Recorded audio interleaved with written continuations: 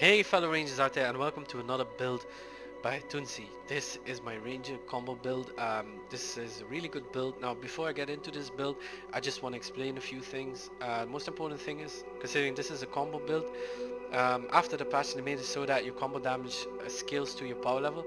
So the higher your power level is, the more combo damage you're going to put out. Now your power level affects your combo damage by so much so that double stacking components might not be the way to go.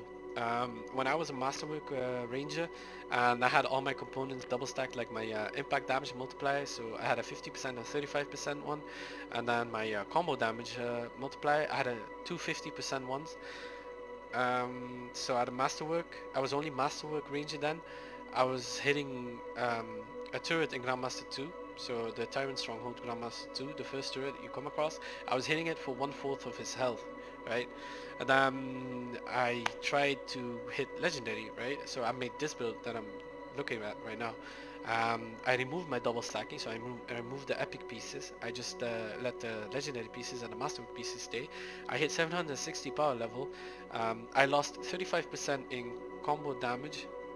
Sorry, 50% in combo damage, 35% in impact damage, another 40% or something in combo damage just from the inscriptions on Epic Gate that I was running as well. And I went into the Grandmaster 2 Stronghold thinking that my damage would be decreased by quite a lot. But instead of decreasing my damage, it actually doubled my damage. So I was doing 100% more damage. I was hitting that turret, the same turret on the same difficulty for half its health instead of 1/4 of its health. So you guys, I know I'm explaining this as, I know this explaining is, sorry, I know explaining this takes quite a while, but this is really important, especially if you're a ranger. You need to understand that combo damage is actually really relevant now. It's really good, it does a lot of damage. I tried a lot of builds. As you guys know, I have quite a few ranger builds out on my YouTube channel, and I tried all those builds again after the patch, and all of them have become irrelevant at this point.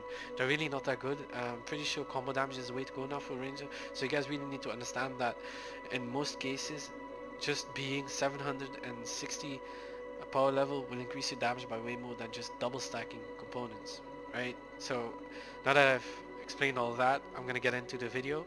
Now first off, as an assault launcher, I use my Recurring Vengeance. My Recurring Vengeance is the upgraded version of the Seeking Missile. After defeating an enemy, you regain 100% charge. It can occur once every 7.5 seconds. That's really nice. Now, the inscriptions I got on this are really good, especially for this build. So an increase in 60%, combo damage, really nice. I got another 100% charges, so I get 2 rockets instead of 1, or 2 missiles, sorry, instead of 1. And with the perk, it's gonna make it so that you always have missiles ready. This is a detonator as well. You're gonna use this to detonate your targets once you prime them. Now, as a grenade, I'm using another detonator. So I'm using the upgraded sticky grenade. This is pretty much there, so you can always. This makes sure that you can always detonate detonate combos. So you can. This is to maximize your DPS pretty much. The inscriptions you're going to want to get on this are increase in damage for sure, an increase in gear speed, an increase in combo damage would be nice as well. Don't worry too much about charges. 1 sticky grenade is plenty. 1 sticky grenade and 2 missiles will make it so that you always have something to detonate your combos with. Now that's already 2 detonators. The weapons you're going to run are 2 primers. Now 2 primers, I'm gonna get into some details here. I'm gonna explain quite a few things, so be ready. So first off, 2 primers. Why 2 primers? Because once you ignite, let's say you're in a boss fight, right? You ignite the boss, you detonate your combo, the boss will keep burning even after you detonate your combo. So the burning effect is still on the boss, but you cannot detonate any combos anymore. Now, in order to detonate your next combo, you're gonna either have to wait until the boss stops burning, which takes like 10 to 15 seconds, I'm pretty sure, or if you're lucky, one of your teammates can prime the boss with ice or acid or whatever, and that way you can detonate another combo. And if you're really unlucky, which happens quite a lot, other people are running primers, fire primers, pretty much. So let's say a Colossus is in there with a flamethrower. After you burn the boss, you detonate the combo. The boss is still burning.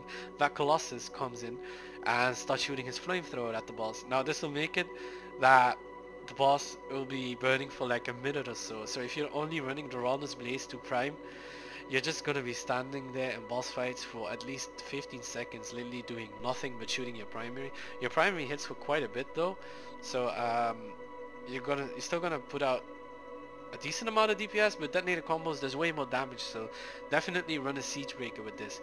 Now, why the Siege Breaker? Because the Siege Breaker has the an ice primer, right?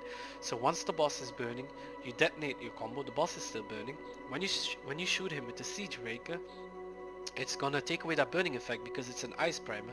Whilst it's taking away that burning effect, it's also stacking freeze. It's also freezing the boss, right? So 12 shots will prime the boss with the Siege Breaker.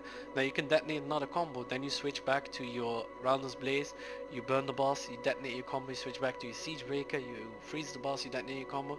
This is going to make it so that in boss fights you can always rotate in between primes and make sure you can keep detonating combos on the boss. Really good, really fun build, and easy to use setup as well. Detonated combos is going to give you your health back as well, so adds a lot of survivability. Being a 760 legendary ranger gives you way more shield as well, so a lot of survivability in short with this build. Definitely recommend running this build. Anyway, so run Roundless Blaze and Siege Breaker. As for the inscriptions, Roundless Blaze again, I got really lucky. 240% increase in damage with 2 components right here. And then another 38% increase in luck. One more thing about Roundless Blaze, after the patch, they buffed the gun's base damage. It hits for quite a bit. 4 to 5k I'm talking bosses right now. So on the Tyrant Mine on Grandmaster 2 difficulty, it hits for 4 to 5k on the boss each shot. Now the 5th shot will ignite the boss, sorry. So once the boss ignites, not only will it ignite the boss and add DOT damage over time, so it'll burn the boss every second for 2500 I believe. Before, on the 5th shot, before you ignite him, it'll first detonate a little explosion that only hits the target you're hitting, and that explosion actually hits for 30k on the boss. So that's every 5 shots you ignite the target and do 2.5k damage, and you also hit that little explosion of 30k damage. Now in a mag you have 30 bullets, that's 180k just from that little explosion that you detonate. And then you do that DOT, that damage over time, for 2.5k, and then your bullets hit for 5k. That's quite a lot of damage just from your primary, guys. See, you guys can see that this is a really good build. It does a lot of damage. Also, that little explosion before you ignite your target makes it so that you shred shields. Enemies with shields get absolutely destroyed. So before you can prime your enemies, you just shoot them with the Roundless Blaze. 5 bullets, boom, their shield is gone. And sometimes if you're lucky, it'll even ignite them as well. Otherwise, you'll just have to shoot them again with 5 bullets and ignite them. So I guess that's enough for the Roundless Blaze. The Siege Breaker, again, you're using these weapons only to prime your targets, so damage multipliers and all the other things are really not that important. If you can get damage multipliers on them, really nice. So don't really worry too much about inscriptions. Components. First off, airborne advantage. Obviously you're going to want to increase your impact damage by 50%. I was really lucky, managed to get a legendary version of this one. Then I'm using combined arms. It increases my grenade damage by 5%. Why am I using this? Not really for the 5% damage increase. I'm just using this because it's legendary and I needed it to boost my power level. Before I was using this, I was actually double stacking it with Convergence Core, I believe it's called. Yeah, so this increases my impact damage by 35%. Now I removed this one because it has only 38 power level compared to like a legendary which has 75. This drops your power level by quite a bit, guys. It's really not, it's better to have a legendary component instead of double stacking at this point. So Tip of Despair, again, I was double stacking it as well with its epic counterpart. That one also increased your combo damage by 50%. Now I needed to hit 760 power level, so I moved the epic counterpart and I changed it for Vanguard's badge. Why? Because I don't have a lot of legendary components. Most of the ones that I have are duplicates. So this was one of the only ones I had available. Increase your melee damage by 30%. Doesn't really help this build that much. It doesn't really do anything except for increase your power level, but even so it increases your damage by quite a bit just having 760 power level. Elemental Ops, I was double stacking this one as well. Why? Because the fire damage increase, and you can fly for longer as well, which is pretty nice. No, actually you don't fly for longer, it increases your heat capacity, so once you get burned, you don't get overheated that fast, sorry.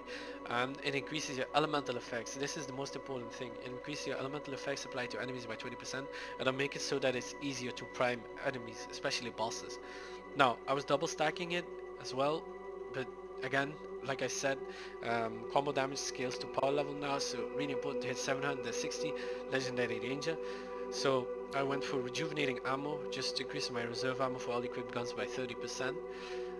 Again, doesn't increase my damage by a lot.